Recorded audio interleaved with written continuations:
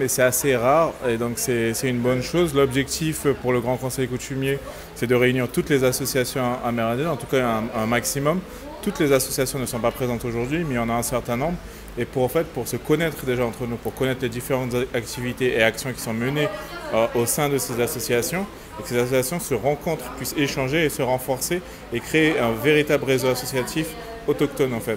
Puisqu'aujourd'hui, depuis ce matin, chaque association, chaque président d'association, d'ailleurs présidente, sur les 8 associations qui ont été présentées ce matin, 8 sont des présidentes et du coup présentent leurs actions. Il y a des associations qui interviennent à l'échelle de leur village, d'un réseau de villages, d'une communauté, d'un peuple, alors qu'il y a d'autres associations qui interviennent à l'échelle nationale, voire internationale.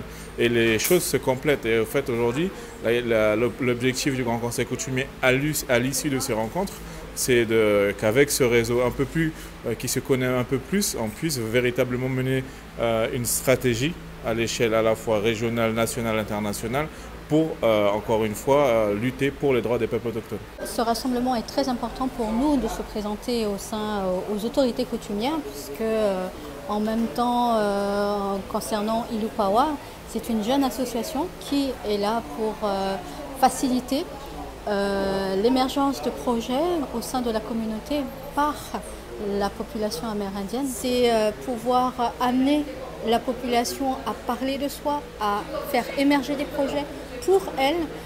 Et c'est ce qui est important pour nous. Et l'objectif pour Ilupawa, c'est de permettre que la population se prenne en main et amène cette émancipation de pouvoir créer des projets.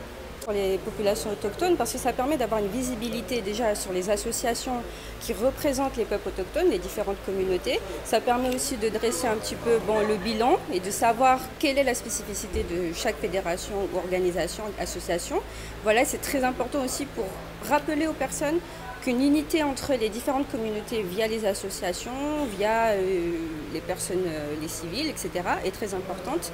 Et voilà pourquoi cette journée est vraiment, on va dire, très très déterminante ensuite pour la suite à apporter aux différents projets de la scène autochtone. Alors les différents projets que nous avons bien sûr à l'ONAG, déjà c'est le plaidoyer bien sûr, revendiquer les droits des peuples autochtones en Guyane sur la scène locale bien sûr au niveau du département, sur la scène nationale avec les autorités gouvernementales et sur la scène internationale via le support des Nations Unies, parce qu'il faut savoir que l'Organisation des Nations Autochtones de Guyane aujourd'hui a eu le statut d'association consultative en fait via ECOSOC, l'Organisation économique et sociale des Nations Unies, ce qui nous permettra par la suite bien sûr de pouvoir nous adresser directement aux États membres via les événements. Voilà, l'ONAG pourra prendre parole comme par exemple au MEDPA ou à l'instance permanente des peuples autochtones à New York.